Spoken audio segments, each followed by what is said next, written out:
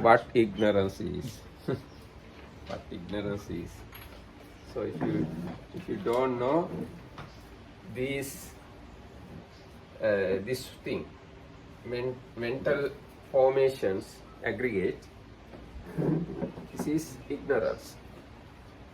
And under mental formation aggregate we find 50 mental factors. 6 of them, or no, 5 of them under universals, and 6 of them we call occasionals, and 14 unwholesome mental factors, and 25 beautiful. Up to now we have discussed 19 mental factors under 25. These 19 mental factors available in all the beautiful minds, or let's say wholesome minds. All the wholesome minds, you find these 19 mental factors. And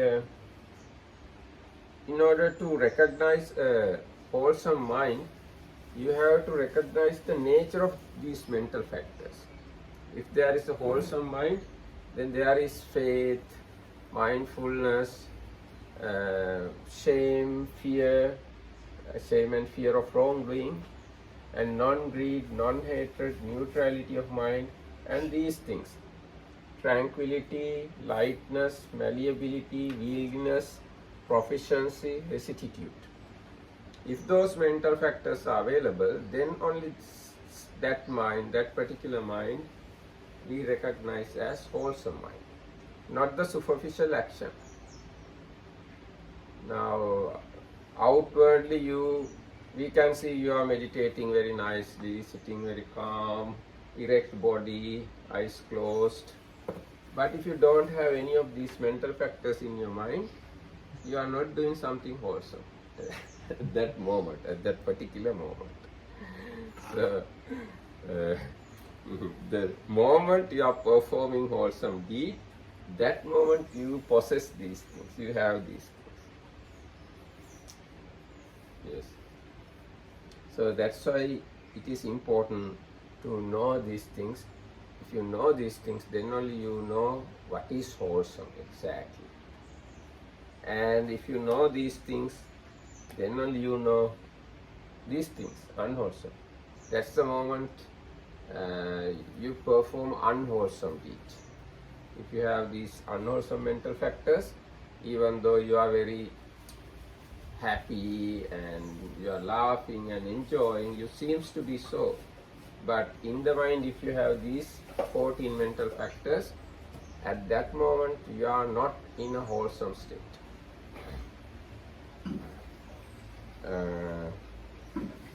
Now let's read the next mental factors.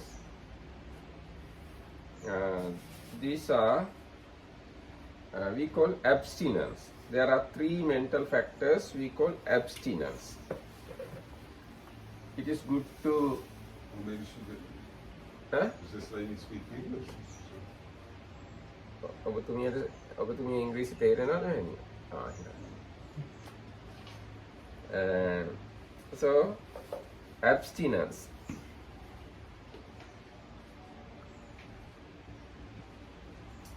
In Pali, virati. Virati.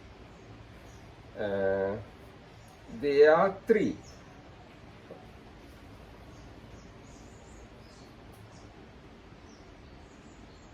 Speech, action, livelihood.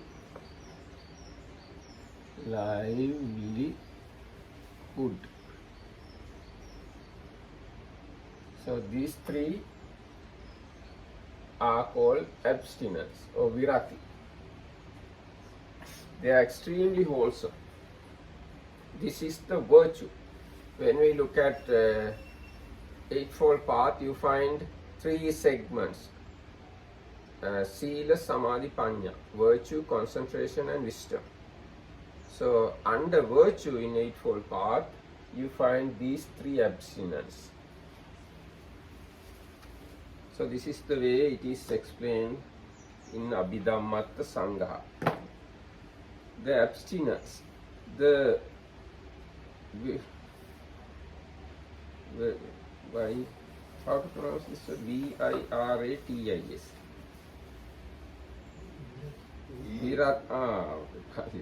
Virati is three beautiful mental factors which are responsible for the deliberate abstinence from wrong conduct by way of speech, action and livelihood. In mundane consciousness, the viratis are operative only on an occasion when one intentionally refrains from a wrong mode of conduct for which an opportunity has arisen. So it's good to understand this fact. Once you abstaining from doing something wrong, that is the moment this mental factor is functioning. Not always. You can observe precepts in the morning, and throughout the day you don't have this abstinence, although you observe precept in the morning. The moment you abstain from doing wholesome thing, unwholesome deed, that is the moment this mental factor come to action. But there are three types of viratis. Let's see, it may be available here. Let's see. When a person refrains from evil deeds without an opportunity for their performance arising, this is not a case of virati but of pure moral conduct. Sila. What's that? When a person refrains from evil deeds without an opportunity for their performance arising, this is not a case of virati but of pure moral conduct. How to explain that part? Previously it is said, when a person refrains from evil deeds without an opportunity for their the viratis are operative only on an occasion when one intentionally refrains from a wrong mode of conduct for which an opportunity has arisen. When a person refrains from evil deeds without an opportunity for their performance arising, this is not a case of virati but of pure moral conduct. The difference is in having the opportunity to do something unwholesome and not having the opportunity. Both cases, it is kind of wholesomeness. Even though you don't get the opportunity to do unwholesome thing, if you observe precepts and you keep it, it is your virtue. That's a virtue. But virati is only when there is opportunity to do something wrong, Yes. but I consciously say I'm wrong. Yes, okay. The commentators distinguish three types of virati. Natural abstinence, abstinence by undertaking precepts, and abstinence by eradication. Yes. So when we understanding virati properly, we have to understand these three types or these three levels of viratis. These three levels of abstinence. So what are these three? Natural abstinence. Naturally you abstain. Now as example, you can think, I'm a upasaka. So one like me, it is not good to do this kind of bad things. You don't observe any special precept, but you thinking about yourself, let's say your self-esteem. Because of that you abstain from doing unwholesome things. It is one kind of virati. Next one is abstinence by undertaking precepts. So this is the second one. There are different types of precepts, 5 precepts, 8 precepts, 10 precepts, and high ordained precepts. Because of that, because of observance of those precepts, we abstain from doing unwholesome things. It is this second type, abstinence by undertaking precepts. And third one, abstinence by eradication. This is because of the supramundane path. Once you attain first supramundane path, because of the power of the path, you are not anymore, you can't, naturally you can't do unwholesome things. According to the respective path knowledge, naturally you don't do it, because you have eradicated the cause of doing such unwholesome things by the path. This is the third type, abstinence by eradication. Now, as example, once you attain Sotapanna path knowledge, you can't do killing anymore. Naturally, you don't need any special effort or special intention not to kill. You don't kill normally. You are one not killing. Like that, you don't break 5 precepts if you attain Sotapanna. It's kind of, it is because you have eradicated the cause of doing such things. This is the third type of abstinence. So, okay, it is explained here.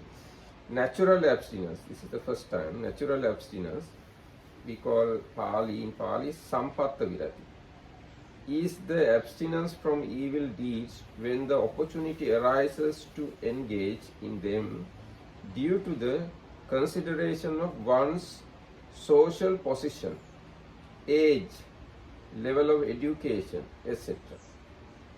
An example is refraining from theft out of concern that one's reputation would be hurt if one is caught. So it is clear, no?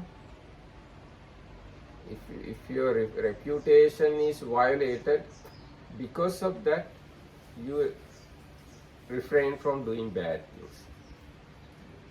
This is the natural abstinence. Sounds like the same as fear of wrongdoing.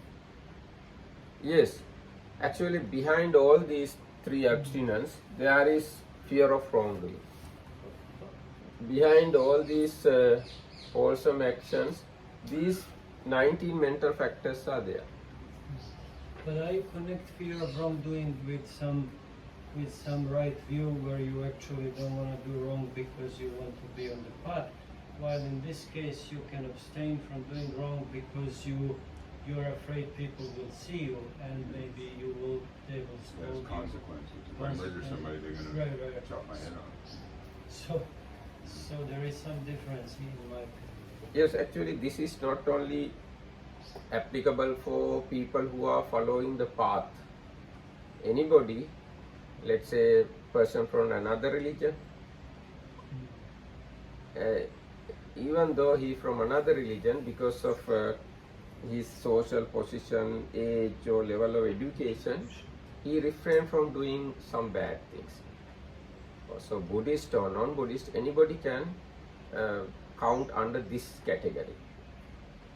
And Hiriotapa are specifically for Buddhist people who undertake them. No, we can't say that way. No, we cannot say. But pure type of Hiriotapa available in Buddhist, we can say. But even other people can have this also mental factors. So this is the first type of abstinence. And the second one, abstinence by undertaking precepts, samadhana virati, is the abstinence from evil deeds because one has undertaken to observe precepts. For example, the 5 precepts of abstaining from killing, stealing, sexual misconduct, false speech and intoxicants. So this is the second type of abstinence. And there is a story relating to this. In Sri Lanka, this happened in Sri Lanka.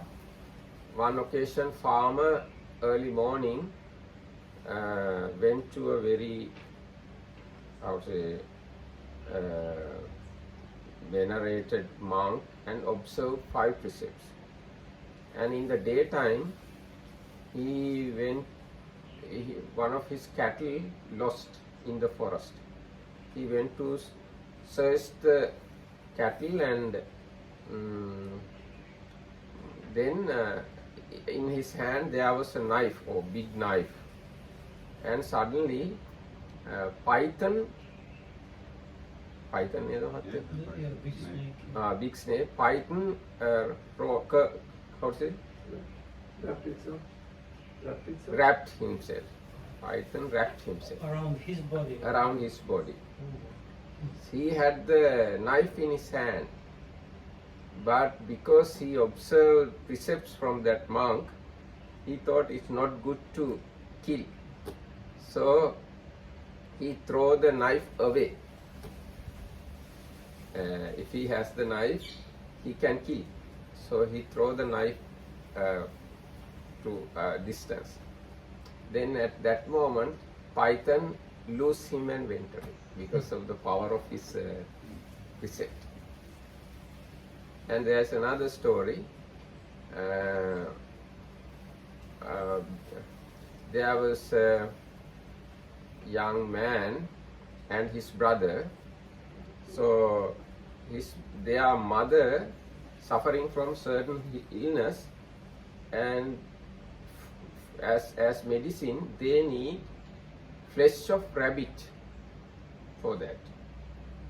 So his elder brother set snare or trap to catch rabbits.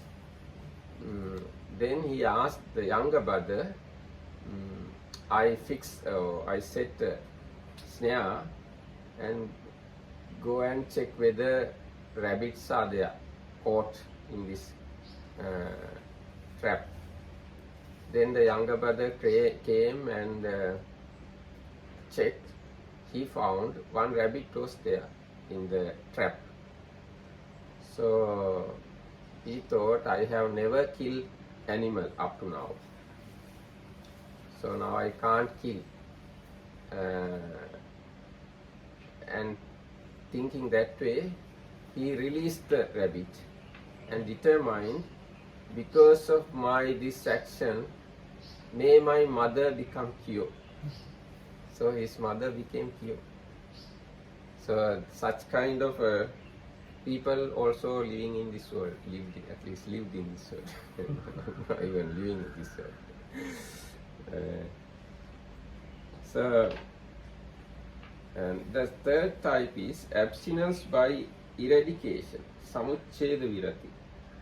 Is the abstinence associated with the supramundane path consciousness, which arises eradicating the dispositions towards evil deeds, whereas the previous two viratis are mundane. This one is supramundane. Yes. So the previous two viratis are mundane. That means you can break those viratis. But this third one is available in supramundane path minds. So they are, they are the superior type of abstinence. And yes, the viratis comprise 3 distinct mental factors mentioned in the text: right speech, right action and right livelihood. Right speech, samma vacha. Right speech is the deliberate abstinence from wrong speech, from false speech, slander, harsh speech, and frivolous talk. So this is Samma Vacha. Abstaining from Musavada, Parusa Vacha, Pisuna Vacha, and Samprappalapa. Then the right action, Samma Kammanta. Right action is the deliberate abstinence from wrong bodily action, from killing, stealing, and sexual misconduct. Right livelihood, Samma Ajiva. Right livelihood is the deliberate abstinence from wrong livelihood, such as dealing in poisons, intoxicants, weapons, slaves, or animals for slaughter. So these are normally we count as wrong livelihood. So right livelihood is abstaining from doing such wrong livelihood. That means you don't do this kind of unwholesome things as your job, as your livelihood. The three viratis have the respective characteristics of non-transgression by bodily misconduct, by wrong speech, and by wrong livelihood. Their function is to shrink back from evil deeds. Yes, this is the thing you have to understand. Their function is to shrink back from evil deeds. You turn away from evil deeds. They are manifested as the abstinence from such deeds. Their proximate causes are the special qualities of faith, shame, fear of wrongdoing, fewness of wishes, etc. So it is again important. If you have faith, then only you practice these wholesome deeds. If you don't have faith, you never do these kind of things. And shame, fear of wrongdoing. And again, fewness of wishes. They should be regarded as the mind's aversion to wrongdoing. How to understand it? Aversion to wrongdoing. They should be regarded as the mind's aversion to wrongdoing. Anyway, to wrongdoing or wrong you? Wrongdoing. They should be regarded as the mind's aversion. Oh, that means mind turning opposite side. Wrong. By doing wrong things, mind turn away. That's why it's called virati. So this is the meaning. The word itself, virati, how can you explain, like, what is the root of the We word? can say virati. Mhm. Rati means attaching. Virati means disattaching, non-attaching, but here wrongdoing, not from wrongdoing, not attached to do wrong things. We can say that. This is according to my understanding. Virati. Marakita, Yes. I have a question. Yes. Is saving your own life from doing, coming back to the case with the python, when you save your own life or somebody else's life, is that wrongdoing by killing a python? Yes, kind of wrongdoing. Even for your life, you can't kill others' life. But you can protect yourself. Yes, you can protect yourself. You know, not by killing. Not by not killing. Yes, Yes. or you can go up to You can block yourself. If anybody come to beat you, you can block him. You can escape from him, but you have no right to kill him. That's the but once you trying to protect yourself, if he dies, no problem. no problem. No problem. But if you should not have volition to kill other ones. That's the problem. You have volition to protect yourself. Then no problem. even this is directly in Pali also, in Vinaya Pitaka, you can protect yourself from others in that action, in that process. If other one dies, no matter.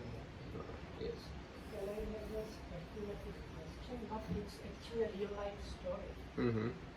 One guy in Czech Republic, he was being robbed by homeless people, so he put a contraption on the door. Contraption, like some mechanism. Mhm. And he put warning, there is a like loaded weapon, if you try to open it will fire. Mm-hmm. And one homeless guy did not care and tried to open the door and was killed by it. Oh, So then there was a like big issue because they, I think the normal law judged it as kind of manslaughter, undoing manslaughter, and then the guy went to jail for this. But his intention might have not been to kill anybody, it was just to protect these things. So how is it? It is difficult to judge his volition. He maybe think, okay, anybody dies, no problem, but I have already mentioned the advice. Well, I have already warned them. So his intention can be either killing also. So it's difficult to judge. good that he was not a monk. Otherwise, he would Yes. probably be paralyzed. Monks can't do such things. Yes, okay, when we look at monks' point of view, monks can't do such things.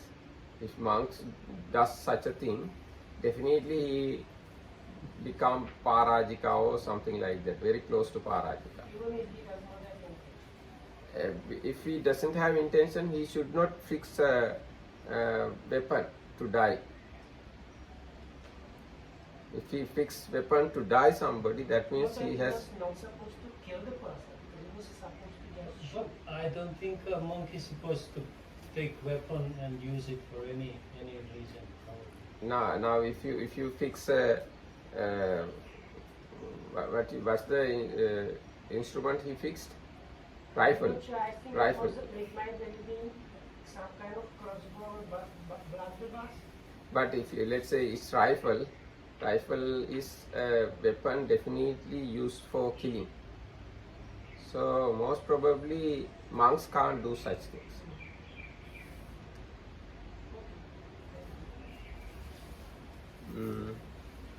So these are the abstinence, and these are very valuable things because these virati is available in extremely wholesome minds. Now in path minds you find all three viratis at once. Supramundane path minds, all these three viratis, right speech, right action and right livelihood, available in one mind. And mundane wholesome minds, you don't find all three viratis in one mind. You can find only one at a time. This is the way it is explained. And again, according to my memory, in fine material jhanas and immaterial jhanas, you don't find any of the viratis. It is another special nature, because those minds, yes, they don't have these abstinence. But in supramundane paths and cushions, you have these abstinence. And sense sphere wholesome minds, you have one of them at a time. And although here it is mentioned in very technical way, Buddha has mentioned these viratis in a simple way, nice way. I will read some parts from these suttas.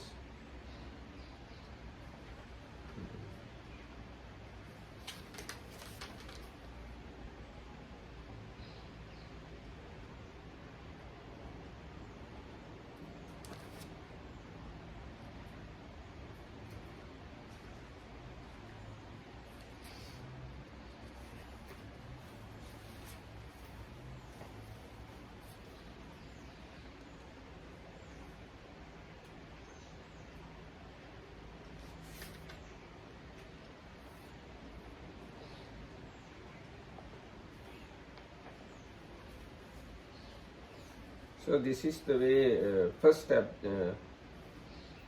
Second abstinence is explained. Right action.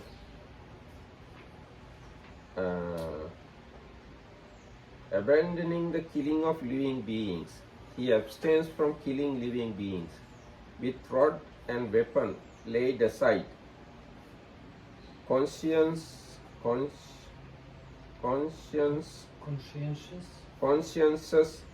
merciful, he abides compassionate to all living beings. Abandoning the taking of what is not given, he abstains from taking what is not given. Taking only what is given, expecting only what is given. By not stealing, he abides in purity. Abandoning incelibacy, he observes celibacy, living apart, abstaining from the vulgar practice of sexual intercourse. This is the way it is explained, the right action. Now this is right speech. Abstaining false speech, he abstains from false speech. He speaks truth, adheres to truth, is trustworthy and reliable, one who is no deceiver of the world. Abstaining malicious speech, he abstains from malicious speech. He does not repeat elsewhere what he has heard here in order to divide those people from these. Nor does he repeat to these people what he has heard elsewhere in order to divide these people from those. Thus he is one who reunites those who are divided, a promoter of friendships, who enjoys concord, rejoices in concord, delights in concord, a speaker of words that promote concord. Abandoning harsh speech, he abstains from harsh speech. He speaks such words as are gentle, pleasing to ear, and lovable, as go to the heart, are courteous, desired by many, and agreeable to many.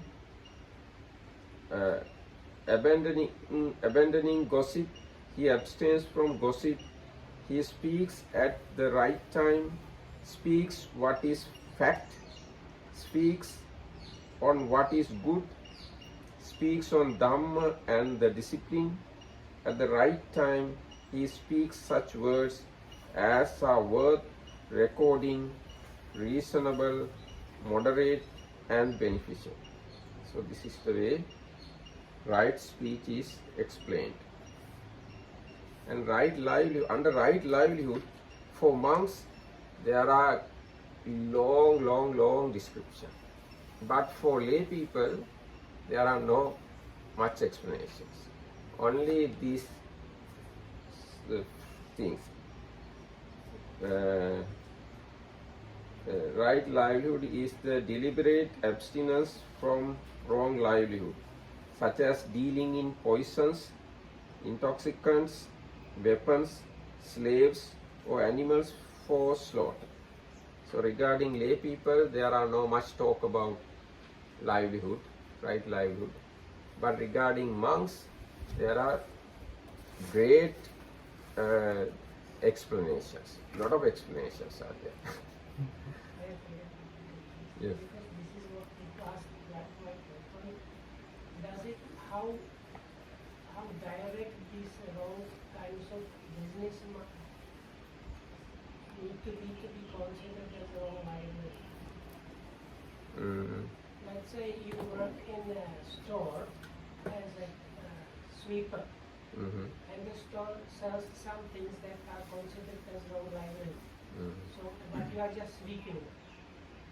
So, would that be considered as, or you are doing accountancy for something? It's depend on your cleverness, I think. If you can meditate without worrying your job, then you have good livelihood. So But it's if okay you, to be a banker. huh? It's okay to be a banker. Banker. Yeah, because they always they have money for these businesses. Um, uh, if you meditate, then we can judge it. If that particular banker meditate and without any problem he can continue his concentration, then he may be good person. His livelihood may be okay. But if he has frustrations and worries and yes, mind does not concentrated, then he has to reconsider about his job. This is the way that kind of problem can solve. Otherwise, But then completely unscrupulous people, they don't have any bad conscience about doing those things, so they might not face any problems. that's the thing. All these data, all these informations are for developing your path or developing your concentration. For that, so not for whole world. These information are for limited number of people who practice to attain nibbana. That's the way we have to understand these things. Otherwise, there are huge number of problems in the world regarding livelihood. We can't solve all these things. Actually, these three things, right speech, right action and right livelihood, are virtue, and this is the foundation for concentration. So always we have to relate these three things with our concentration. If we have very good concentration and no worries, that means we have right speech, right action and right livelihood. And if we have a lot of worries, especially worries, then that means our bodily and verbal actions are not pure enough.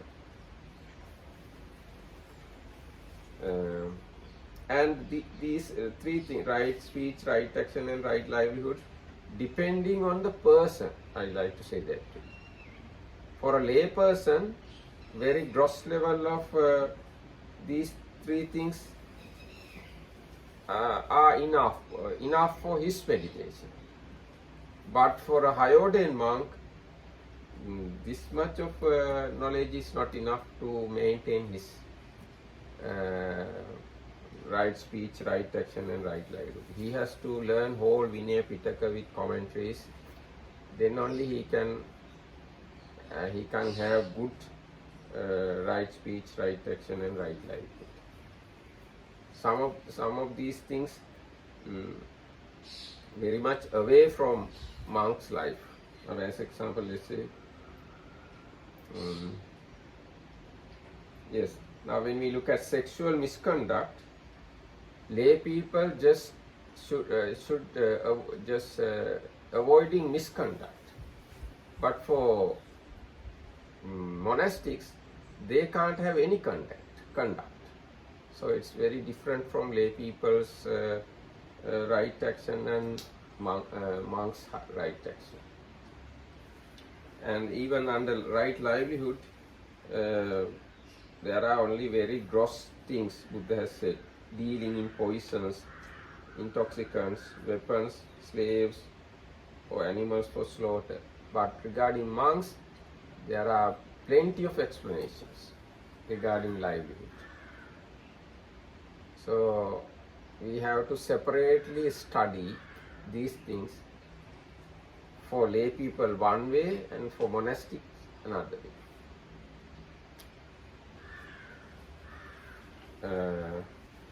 Yes, so these are the three abstinence, virati.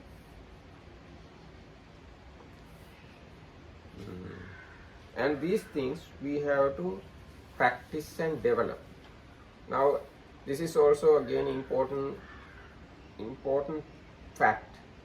Now we are studying the truth of suffering, and we are studying 5 aggregates. If I ask this question, how do you answer? Should 5 aggregate eradicate or develop? 5 is five aggregate wholesome or unwholesome? Yes, both. We need both. Yes. Okay.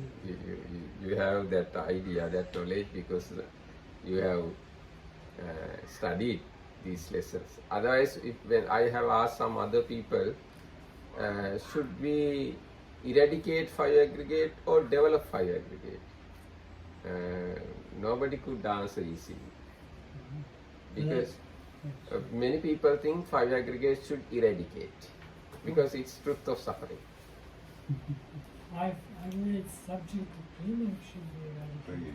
Now, clinging should be eradicated, not the five but not aggregate. aggregates. Clinging is the unwholesome thing there, when you say that too. But Fi- if clinging is eradicated, the five aggregates disaggregate. Clinging? Everything is everywhere. If clinging is eradicated, the five aggregates are no longer together. Yes, that's true. But then you have to say clinging should eradicate, not the five aggregate. When clinging is eradicated, five aggregate no longer exist. Yeah, but indirectly, if you said the five aggregates should be eradicated, that includes that condition. Because if you talk about clinging, you're adding an additional condition into it. Now, okay, if I ask this way, whether not subject to clinging, whether five aggregate eradicated or cultivated? Huh? You can't. No, No, the because path is cultivated, but aggregates are not. Yeah, cultivated. this is not. But the path is the aggregates. You need to generate the aggregates that produce the path. Actually, this question is not to be answered at once. It's divided into parts and then you can answer. This is the way. Now, five aggregates we know: form, feeling, it's down there. perception. Don't it's down there. Yeah, just underneath. It's underneath it. Yes. Form. Now, if I ask this way, this form is wholesome or unwholesome? Okay. Eradicated or not cultivated? Again, Vinita Andrew can answer that question. Huh? Well, if you talk about form being eradicated, you're talking about nihilism. So it's Chedavadi. No, actually, this is the way it has to be. Now, form is neither wholesome nor unwholesome. So you need not to eradicate, you need not to cultivate. You have to be equanimous, indifference regarding form. And feeling what to do. It is wholesome or unwholesome. it's neither because attachment to feeling is forcing It depends on what's generated. feeling itself. These are very difficult questions you can't answer. Feeling, when it is available in wholesome mind, it is wholesome. When it is available in unwholesome mind, it is unwholesome. When it is available in neither wholesome nor unwholesome mind, it is no wholesome, neither unwholesome. So I have a suggestion that all the five khandas should neither be eradicated nor developed. They should be seen or they should be understood. Maybe that's the form.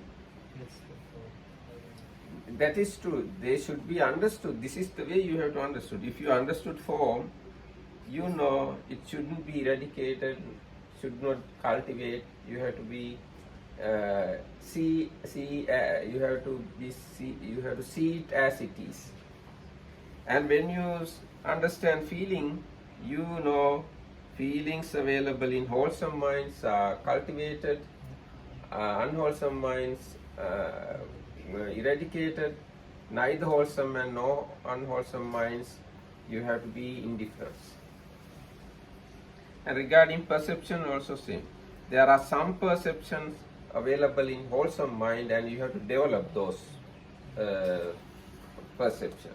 Now as example, anicca sanya, subha sanya, anatta sanya, adina sanya, all these perceptions you have to develop, cultivate.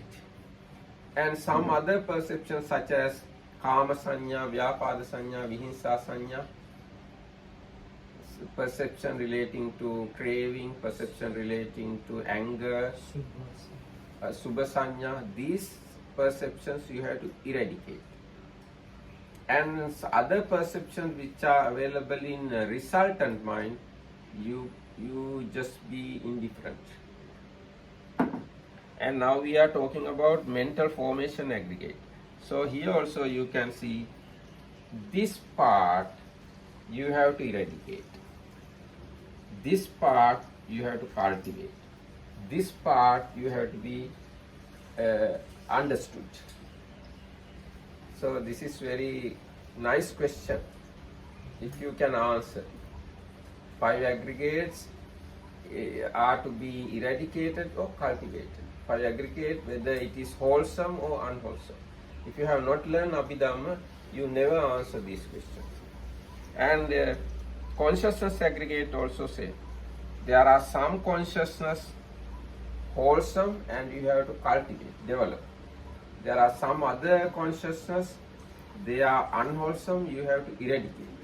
And there are some other consciousness, you have to be indifferent. You can't do anything regarding that. So this is the way you have to understand 5 aggregate. If you understand that way 5 aggregate, this is the way you see as it is 5 aggregate. Yes. So this part, then you can understand some more things. Now in 5 aggregate, things you have to cultivate, it is under this truth.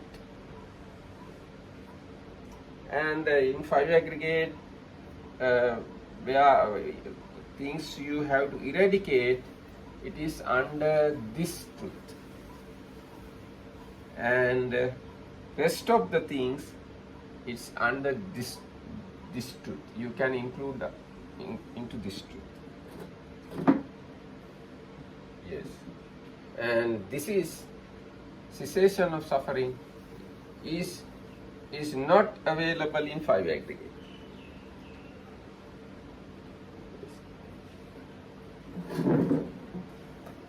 Yes.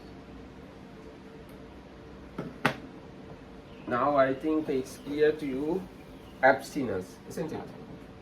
Abstinence. Right speech, right action, and right livelihood. Then let's go. So are there anything further to be discussed? Okay, we conclude our Dhamma class. Teruvan Saranai. Thank you.